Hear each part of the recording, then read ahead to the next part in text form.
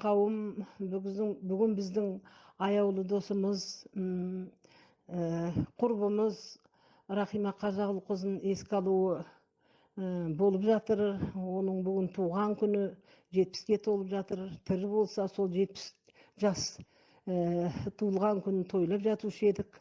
Бірақ та амал қанша, Алланың жазған жазуы солай болғаннан кейін бүгін осылай қарсы алып жатырмыз. Енді сіздерге мына досым-ау деген өлең шумағымды Рахима Қажағұлынаға арнаймын. Өмір сенің менің дегеніме бағынбас, сені мен сияқты ешкімде сағынбас, менен артық дос саған табылар, маған сендей досым табылмас. Сені менен бірге жүрген күндерімді сағынам, достық деген сенімімді мойнына алқа етіп тағынғам. Ыстық қой сағынасын жүздескен, сәнімізде, әнімізде жүрек жарды ымдасқан. Сол күніміз қандай ыстық тәтті күн, өтіпті ғой қыдырыс пен сәтті түн. Бірге жатып берекеде аунап қунап төсекте, ағыл тегіл кетіп жатты өсекте.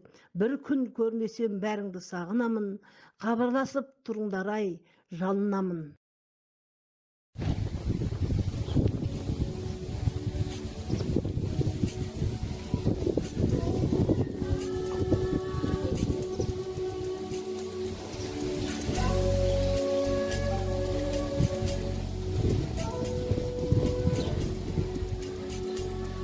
Осы кітапханада республикалық деңгейдегі ғылыми зерттеу кітапханасында Рахима Қожағұлқызы өмірінің соңғы күндеріне дейін жұмыс істеді. Кітапханашы болды, директордың орынбасары болып қызмет атқарды. Осы кітапханада қызмет атқарып жүрген сәттерінде мені звондап шақырып алып, "Өке, досым көмектесіп берсең" деп көптеген осындағы іс-шараларға пайдаланды.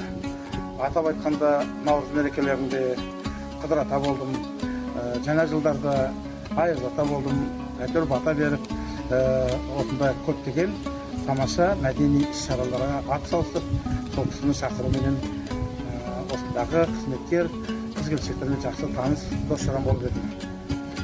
Бір күндері звондайды, хабарласады маған.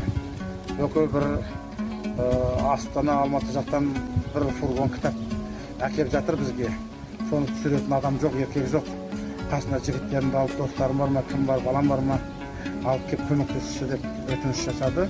Аника екеуі, осы ғылыми кітапхананың директоры екеуі.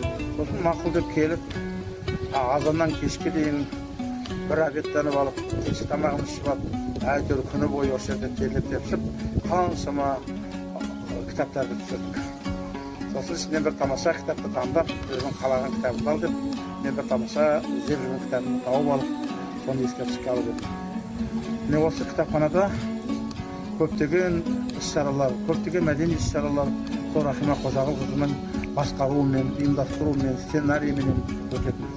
Ол кісі сондай сәттерде мені как дос ретінде, режиссер ретінде, "Өке, мына жерде қалай болады екен, мына жерде қалай болады, келіп көріп кетші, немесе көмектесіп кетші" деп өтініш жасап, талай менімен тікелей байланыста болды. Одан соң мен енді ұстаз болғандықтан, мұғалім болғандықтан конспекті жазамыз, сол сияқты көптеген қағаз жұмыстары. Сол кезде өзі бір қолмен ғана жұмыс істеп жүрсе дағы, кітапханада отырып, менің көптеген конспектілерімді кітаптан көшіріп, кәдімгі ол кезде қазіргідей компьютер заман емес, машинка дейді ғой, машинкамен басып, бір сыпыра маған өзім. Міне, осы бірнеше жыл бұрын, осы шығыс мейрамханасының алдындағы жаздық кафеде, осы бір бөлмеде, біз КПР қырандары отырып, тамаша бір демалыс жасап едік.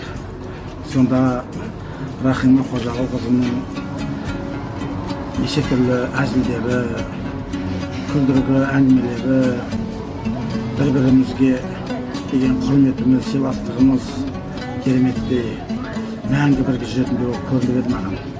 Енді міне қарасам, Рахима Қожағұлынан өткенде мінекей 1 жылдан асып кетті. Тағат ұлының қайтыс болғанына да мінекей 3-ші жылға кетіп бара жатыр. Ерғали жездемнің қайтыс болғанына да мінекей 3 жыл болып қалды. Арамыз сиреп бара жатыр. Сол марқұмдар осы жерде бәріміз дәмдес болып, шай ішіп, әзілдесіп, өткен кеткеннің бәрін еске алып, бір-бірімізді қонаққа шақырып, осындай кездесулер жиі болсын істеп армандап едік. Енді мінекей мен жалғыз өзім отырып шай ішіп отырмын. Марқұм достарымды еске алып отырмын.